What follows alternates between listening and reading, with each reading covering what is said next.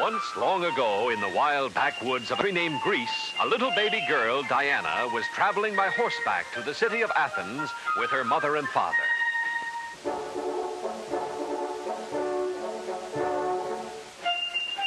It was dangerous to travel through the rough, lonely country. Bands of robbers hid there. Even now, dark, cruel eyes watched little Diana and her parents as they went slowly on their way. Ahead of them was a clearing. Here, the bandits planned to seize Diana and her family and hold them for ransom.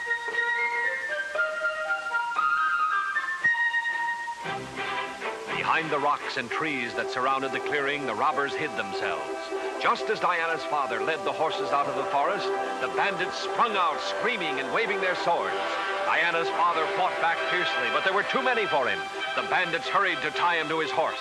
Suddenly, one robber shouted, "A signal! A signal from the lookout! Hunters are coming!" Afraid of the brave hunters, the bandits rushed away with their captives. But in their haste, they left little Diana behind.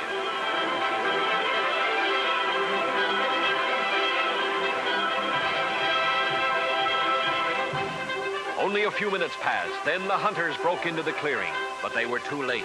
The bandits had escaped. The hunters did not know what had happened to Diana's parents. They asked her where she came from. She was only a baby, and she couldn't tell them. Not knowing what else to do, they took the little girl home with them to raise as their own child. As Diana grew into a young girl, she learned to be a huntress. Among all the children, only her best friend, a handsome boy named Melanion, could ride as well, shoot as straight, or run as fast as Diana. She was so happy staying with the hunters and her good friend Melanion, she almost forgot she had a mother and father of her own. Diana's mother and father were held captives for many years. Finally, they escaped. In all that time, they never gave up hope that they would find their daughter.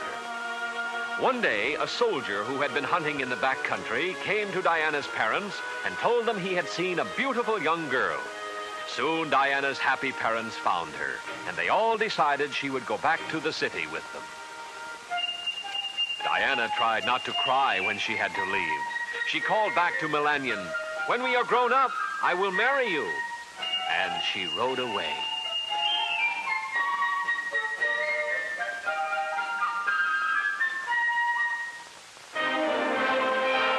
In Athens, Diana went to school and grew up to be a beautiful young lady. But she never forgot her happy years in the country. She never forgot how to ride, to run, and to shoot. And she never forgot her promise to Melanion.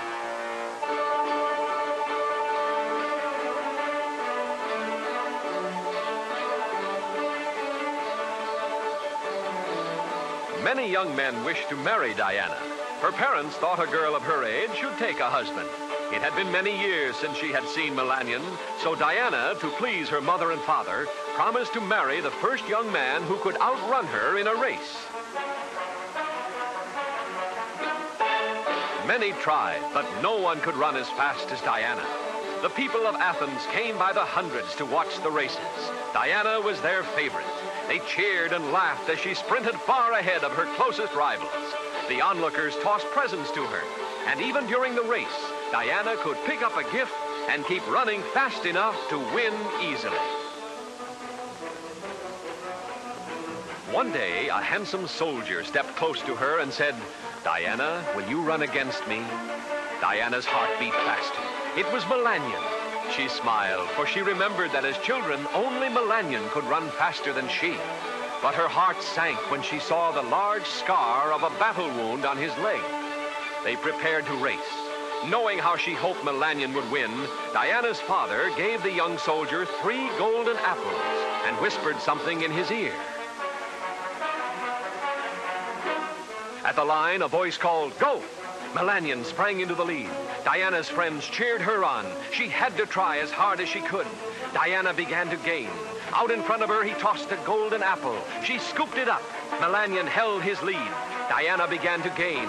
Again, Melanion threw out a golden apple. She swerved to pick it up.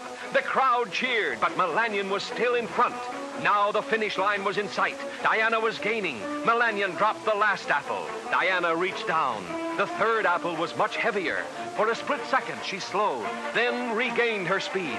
Just as she was about to catch him, Melanion crossed the finish line ahead of her.